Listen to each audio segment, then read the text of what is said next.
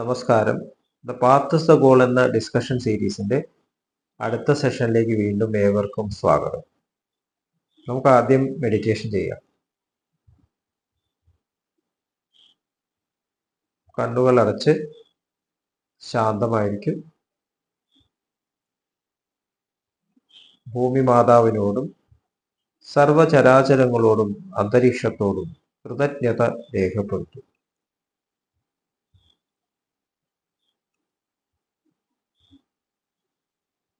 ഭൂമി മാതാവിൽ നിന്നുമുള്ള healing energy കാലുകളിലൂടെ പ്രവേശിച്ച് ശരീരം മുഴുവൻ വ്യാപിക്കുന്നതായും ശരീരത്തിലെ എല്ലാ ഭാഗങ്ങളെയും എല്ലാ കോശങ്ങളെയും റിലാക്സ് ചെയ്യാൻ സഹായിക്കുന്നതായും അനുഭവിക്കും.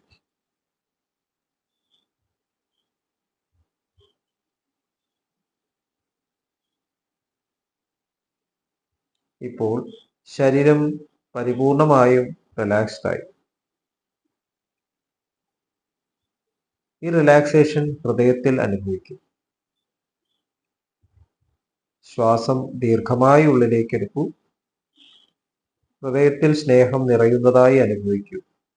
ശ്വാസം പുറത്തേക്ക് വിടുമ്പോൾ സ്നേഹം പ്രപഞ്ചം മുഴുവൻ വ്യാപിക്കുന്നതായും അനുഭവിക്കൂ.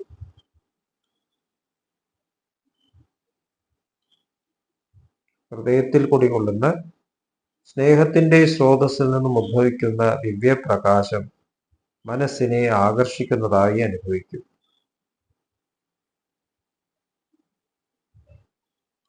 ആ ദിവ്യപ്രകാശത്തിൽ ധ്യാനം ആരംഭിക്കും.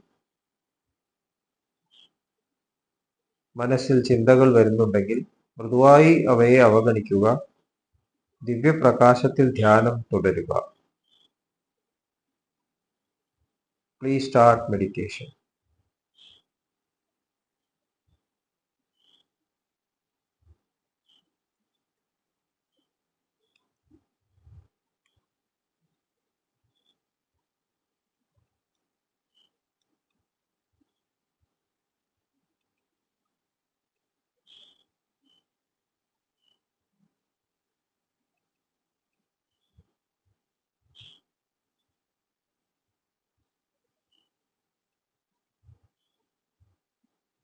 ഓക്കെ, ആ കണ്ടീഷൻ ഹൃദയത്തിൽ നിലനിർത്തി പതുക്കെ കണ്ണുകൾ തുറക്കൂ. എല്ലാവരെയും ഹാർദമായി ഹാർട്ട്ഫുള്ള സഹജമാർ മെഡിറ്റേഷൻ സിസ്റ്റത്തിലേക്ക് സ്വാഗതം ചെയ്യുന്നു.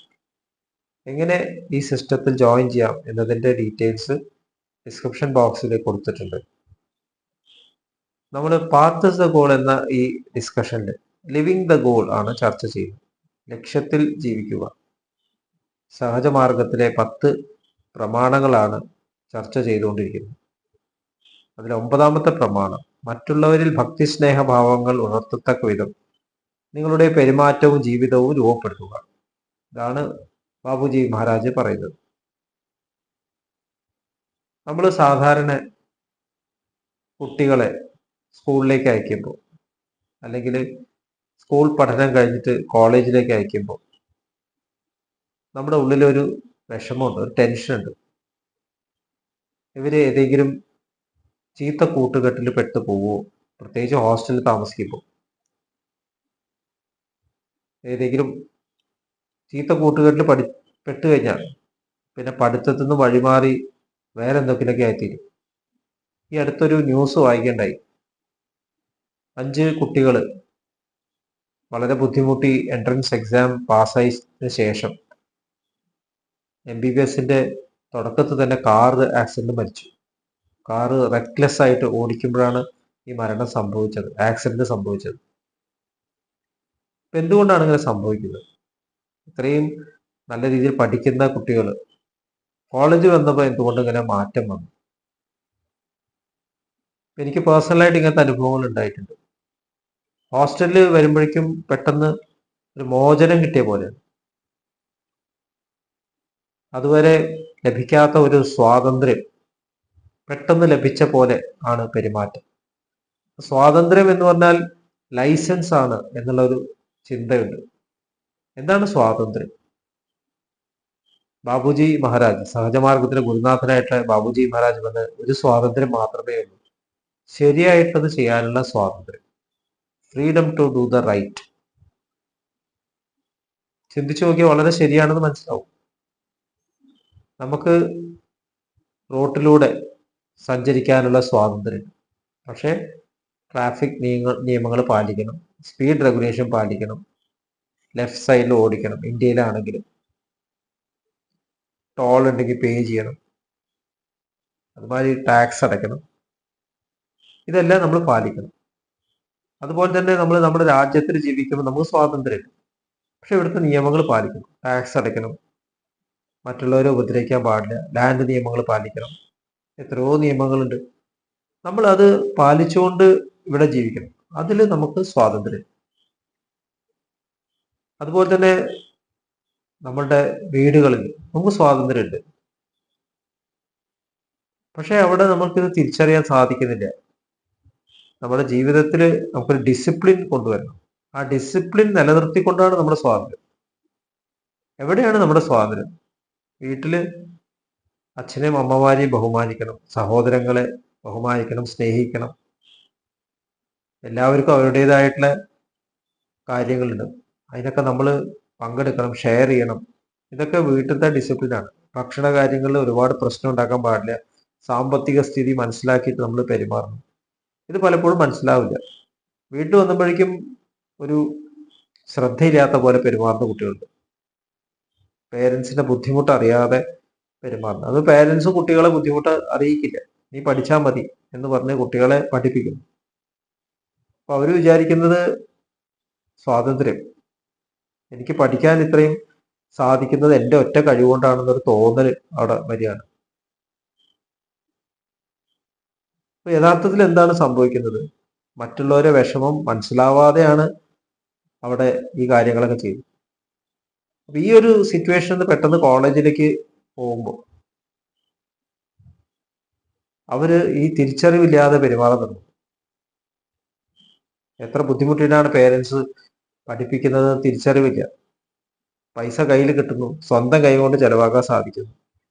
അപ്പോൾ വേണ്ടാത്ത വിധം പൈസ ചെലവാകുന്നു. അപ്പൊ അതുവരെ അടക്കി വെച്ചിട്ടുള്ള പല കാര്യങ്ങളും പുറത്തേക്ക് പെട്ടെന്ന് വരും. നമ്മുടെ ഉള്ളിൽ ടെൻഡൻസീസ് ഉണ്ട്, പ്രവണതകൾ. അതെപ്പോഴും നമ്മളെ താഴ്ത്തുന്ന തരത്തിലായിരിക്കും. നമ്മുടെ ഉള്ളിൽ അനിമൽ ടെൻഡൻസീസ് പറയും, ഇന്ദ്രിയ തലത്തിൽ നമ്മളെ പുള്ളി ചെയ്യുന്ന പ്രവണതകൾ. അത് നമ്മുടെ ഉള്ളിൽ എപ്പോഴും ഡോമിനേറ്റഡ് ആണ്. കാരണം നമ്മൾ മനുഷ്യതലത്തിലേക്ക് വന്നത് മൃഗത്തിന്റെ ഈ ലെവലിൽ നിന്നാണ്. ഇന്ദ്രിയങ്ങൾ നമ്മളെപ്പോഴും പുള്ളി ചെയ്തുകൊണ്ടിരിക്കുന്നു. അപ്പൊ അത് കണ്ടിന്യൂ ചെയ്യാനാണ് നമുക്ക് ടെൻഡൻസി സാധാരണ. മനസ്സിനെ എല്ലാവരെയും വിഷമങ്ങൾ മനസ്സിലാക്കിയിട്ട് ഡിസിപ്ലിൻ ചെയ്തിട്ട് സ്നേഹത്തോട് കൂടിയിട്ട് പ്രവർത്തിക്കുക.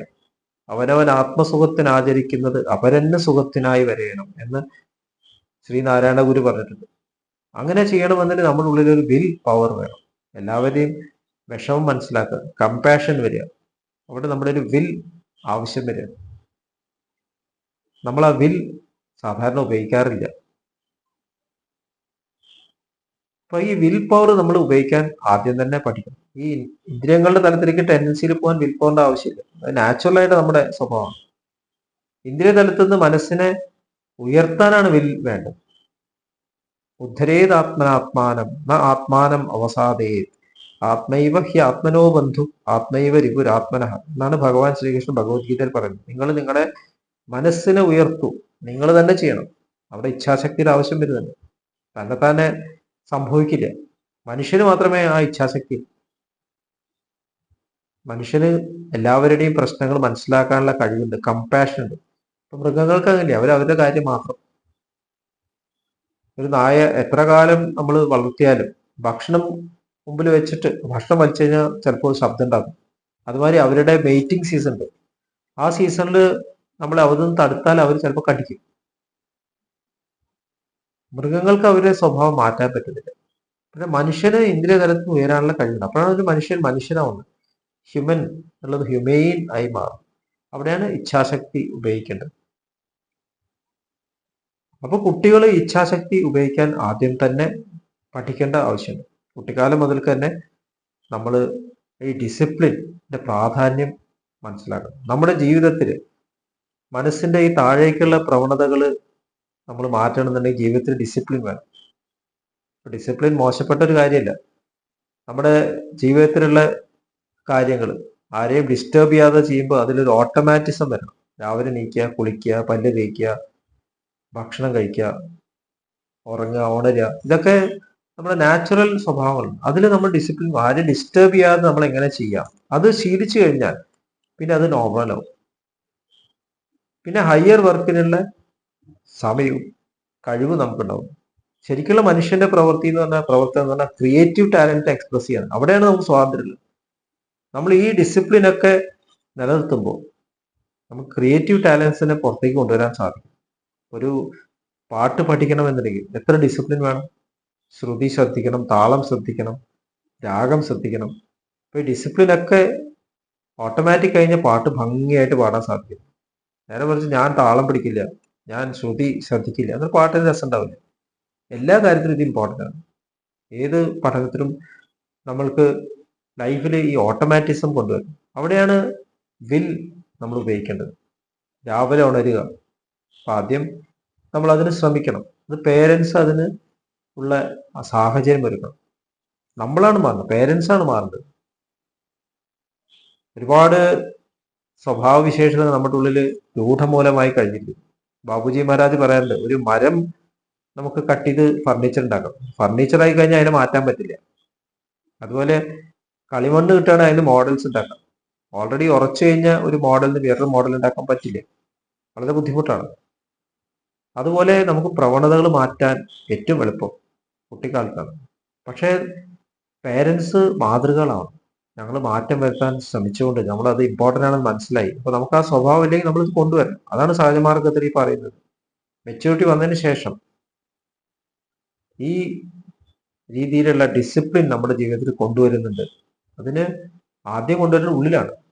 നമ്മുടെ പ്രവണതകളുടെ യഥാർത്ഥത്തിലുള്ള സിലബസ് എന്ന് പറയാം, അത് ഉള്ളിലാണ്, സൂക്ഷ്മ ശരീരത്തിലാണ്. അവിടെയാണ് മാറ്റം കൊണ്ടുവരുന്നത്. അതുകൊണ്ടാണ് സഹജമാർഗം ശുദ്ധീകരണത്തിന് തുടങ്ങുന്നത്.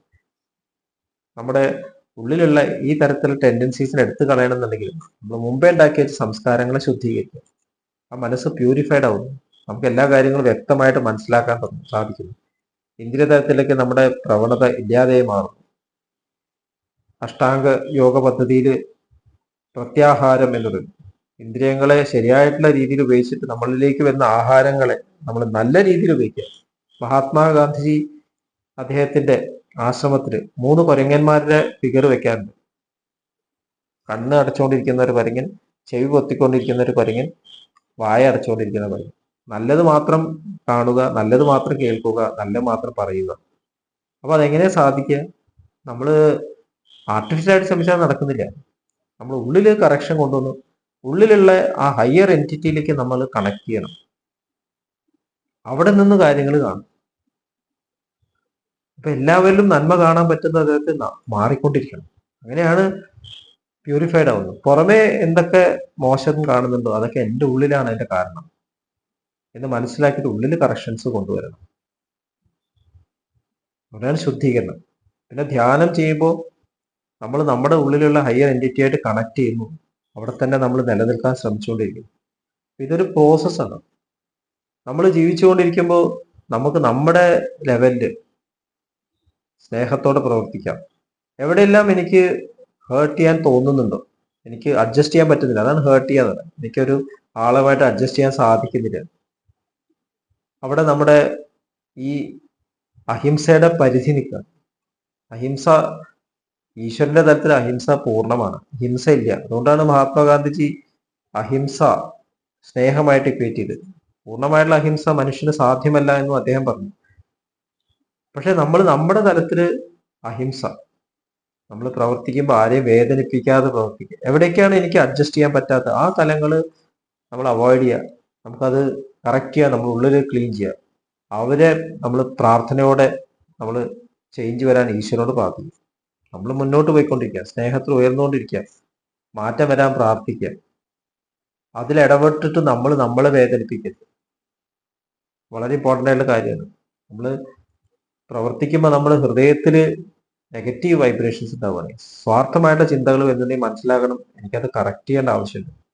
തൽക്കാലം അവിടുന്ന് മാറി നിൽക്കുക. പോസ് ബിഫോർ യു റിയാക്ട്, എന്നിട്ട് സ്വയം കറക്റ്റ് ചെയ്യുക. വീണ്ടും ആ സന്ദർഭത്തിൽ ആക്ട് ചെയ്യാൻ ശ്രമിക്കുക. എങ്ങനെ ശ്രമിക്കുമ്പോൾ നമ്മൾ ക്രമേണ പോസിറ്റിവിറ്റിയുടെ വെക്ടേഴ്സ് ആയിട്ട് മാറുന്നു.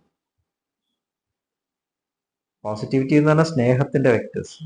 നമ്മൾ ഇപ്പോൾ നെഗറ്റിവിറ്റിയുടെ വെക്ടേഴ്സ് ആണ് കൂടുതൽ. യുദ്ധം ഉണ്ടായിക്കഴിഞ്ഞാൽ ഉടനെ പേപ്പറിൽ വരുന്നു, വാട്സപ്പിൽ ഉടനെ നമ്മൾ അറിയിക്കുന്നു എല്ലാവരെയും. പക്ഷെ ഒരു നല്ല കാര്യം വന്നാൽ വേഗം അറിയിക്കുന്നില്ല.